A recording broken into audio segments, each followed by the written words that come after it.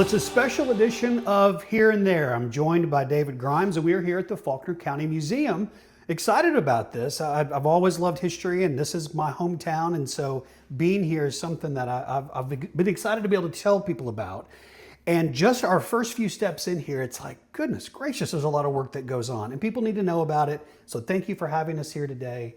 And I know we're going to cover a few things, but just kind of some overall information about the museum that folks need to know Sure, about. we appreciate you guys being here. Yeah. Happy to help out. And the museum is located downtown on the Courthouse Square. It's that beautiful maroon building that you see driving by.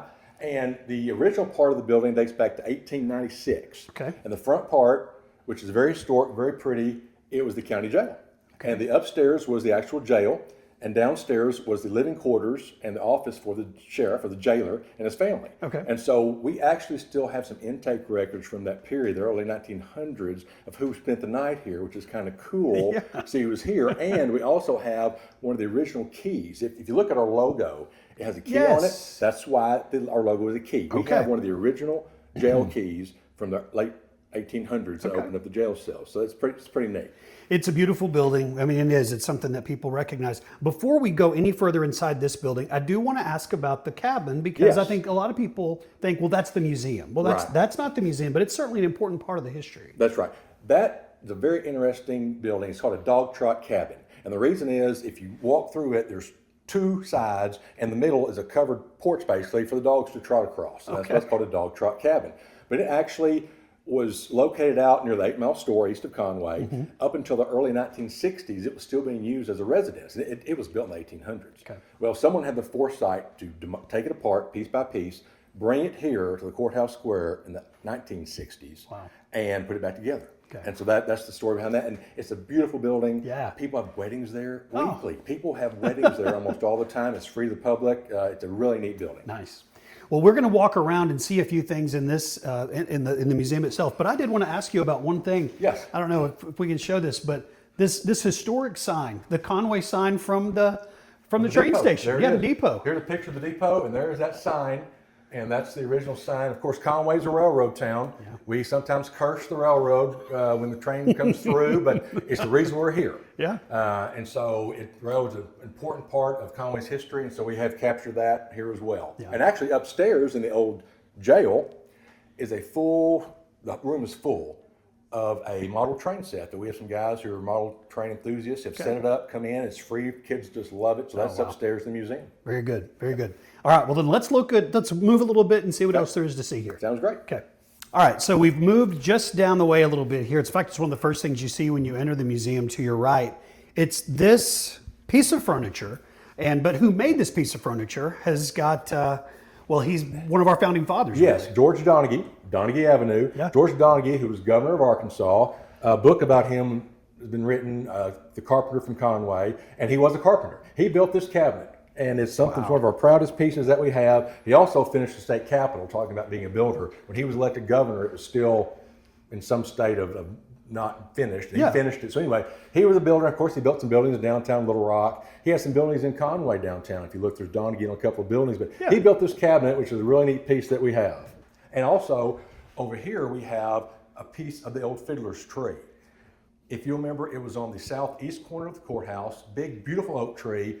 Fiddlers and banjo players would gather right under it on weekends and other days and play. That's why they call it the fiddler's tree. Yeah. Well, several years ago, it was struck by lightning and came down, but we preserved a big slice of this tree. At some point, we're going to count the rings on it, see how old it actually is, but it is a big, big old tree.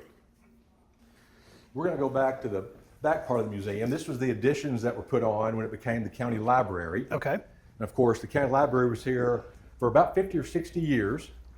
And people my age will remember being in this very building. The floor is exactly the same. You can see right here, this is where the bookshelves were. Okay, I was going to say. The bookshelves lined up this way. That's why there's no flooring right there. Okay. After the library moved out to the Tyler Street location in the early 90s, the museum moved in here. We've been here close to 30 years. It's just been a fabulous building for us. We appreciate the county. The county owns the building. Okay. And we appreciate the county letting us use this to house the Faulkner County Museum. Was there a museum, a brick and mortar museum before? There was not. There was not. The Faulkner County Historical Society has been around for decades. Yeah. Decades. And they came up with an idea to have a museum. And so they started gathering stuff in the late 80s, early 90s, no place to put it. Well, when the library moved to Tyler Street, this building opened up. It was a perfect fit. So, and we've got sports memorabilia from people around the county. You can see over here, lots of different things. So I want to ask you about what's to the right here. Yes. The Dickerson Clinic. So is this Dr. Dickerson, whose home was over here on Scott Street? Yes, it is. Okay. Thank Dr. Dickerson. Okay. And this is just some stuff from what an old doctor's office would have looked like. Some of the tools they used look almost primitive. Yes, And they they were, do. but medicine's come a long way. But you can see what a doctor's office looked like back in the day. And over here we have a little homage to the Log Cabin Democrat. The Robbins family, Frank Robbins and his family, ran it for many, many, many, many years. And this is Frank Robbins' desk that we have, which is really, really cool. His daughter donated this and a lot of things to the museum. There's a picture of Frank and his father, Frank Robbins, Senior, Junior, and the third. And then here is a newspaper machine, which, believe it or not, is now a historical artifact. You know, it used to be on every street corner, but now it's something that belongs in a museum. We have different typesettings and things that they used in the log cabin, so it's a really neat little piece about the log cabin. We've counted, and we have over 1 million artifacts in this building. A lot of them are photographs and negatives, but we have over 500 unique volumes of yearbooks from all 3 colleges in Conway, high schools around the county, of course, Conway, Conway Christian, St. Joe, Greenbrier, Mount Vernon, all of them.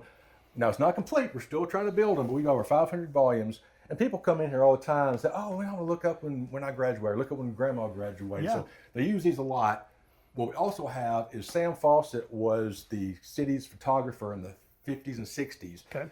And we have his collection. Wow. So if you got your photograph taken in Conway in that time period, we have it. People will come in here to do research. We've got them alphabetized. People can find pictures of themselves or their relatives. And so we are trying to be a little bit more of a research-based deal as well. And as we expand and grow, we'll have more opportunities to do that. Well, and genealogy is huge. It's always been, people have been interested in it, but now even more so. And so that's knowing that, and I think about my grandparents. They moved here in the 50s and 60s, and so there's a chance that their photo could be somewhere. There's my high school yearbook right there. I'm in that one right now. Class of 87. Class of 87. Okay. So anyway, but it's pretty neat. As we mentioned before, this used to be the county library. Right. And we have a little corner set up here about the library. These were the ladies who ran the library. If you're my age, you remember these 2 ladies very well. And as we have plans to renovate the museum and change things up, we're going to move this into a more prominent display. We've still got chairs. The chairs you would sit in for the library before it moved. So we're going to set up a nice little display to honor the library aspect of it. So what are the master plans? What's the big vision? Well, we began pre-COVID. This building needed some love, okay? It was just a very old building, and it's hard to take care of old buildings. Yeah. Well, we worked with the county, and we took care of the outside first. We got the flat roof had been patched for decades, and we put a new pitched roof on there, so the water doesn't sit, it drains.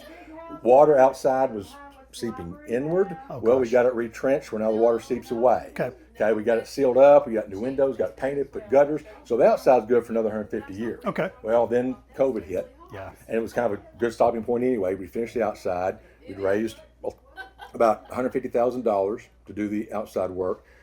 So then we put it on pause, but now we're back in the interior.